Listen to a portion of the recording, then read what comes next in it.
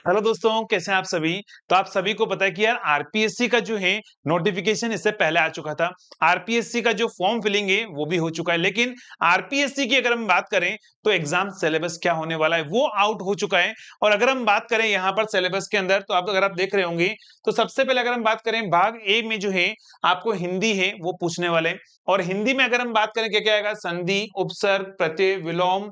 यानी कि अगर आप बात करें 10th क्लास तक जो आपने पढ़ा है या 12th क्लास तक आपने जो हिंदी पढ़ी है, वो सारी चीजें आपको यहाँ पर पूछने वाले हैं।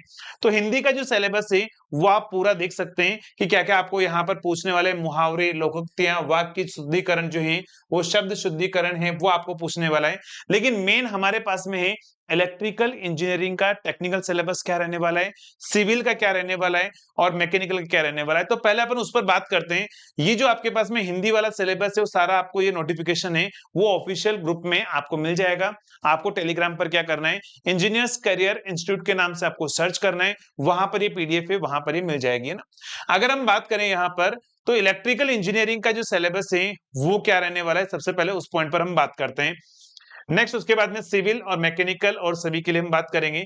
चलिए देखो, सिविल का जो सिलेबस है, सबसे पहले सिविल की अगर हम बात करें तो सिविल का जो सिलेबस है वो स्ट्रेंथ ऑफ मटेरियल, सोम आपका जो है वो पूछा जाएगा।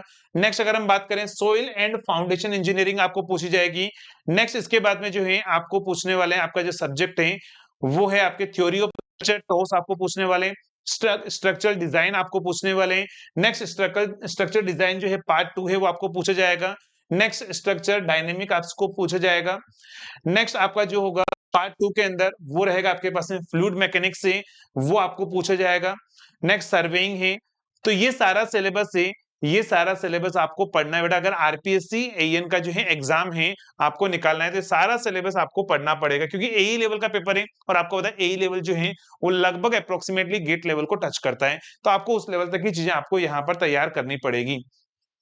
नेक्स्ट अगर हम बात करें इसके बाद में तो इलेक्ट्रिकल इंजीनियरिंग का जो सिलेबस है वो क्या रहने वाला है। अगर आप देखोगे तो इलेक्ट्रिकल में सबसे पहले आपका होगा इलेक्ट्रिक सर्किट, जिसमें आपको आप बोलते हो बेसिक इलेक्ट्रिकल, तो वो कंप्लीट आपको पूछा जाएगा। उसके बाद में अगर हम बात करें ईएमएफटी है, जिसमें मैंने आपको बोला था लाप्लास, पॉइजन इक्वेशन, ये सब कुछ आपको यहाँ पर पूछा जाएगा। नेक्स्ट इलेक्ट्रिकल मटेरियल साइंस आपको पूछा जाएगा। इलेक्ट्रिकल मशीन में डीसी, इंडक्शन, अल्टरनेटर, सिंक्रोनस सारा आपको पूछा जाएगा। नेक्स्ट बात करें पावर सिस्टम जो है वो आपका सिलेबस रहेगा इलेक्ट्रिकल मेजरमेंट, ट्रांसड्यूसर, इलेक्ट्रॉनिक्स। उसके बाद में आएगा signal system, communication, power electronics, micro processor and control system. ये सारा आपका सिलेबस रहेगा। तो जो मैकेनिकल के स्टूडेंट है तो ये सिलेबस है वो आपको पूछा जाएगा। और ये सारी पीडीएफ जो है आपको इंजीनियर्स करियर इंस्टीट्यूट के यूट्यूब चैनल या टेलीग्राम पर जो है वहां पर आपको मिल जाएगी पीडीएफ, आप वहां से जो है डाउनलोड कर सकते हैं। यानी कि अब आपका एग्जाम फॉर्म भी फिलिंग हो चुका है और आपको सिलेबस भी मिल चुका है। अब एक राइट डायरेक्शन में जो है आप अपनी प्रिपरेशन है वो स्टार्ट सकते हैं। तो चलिए मिलेंगे इसी तरह के नोटिफिकेशन के साथ में नेक्स्ट वीडियो के अंदर। तब तक के लिए थैंक यू सो मच।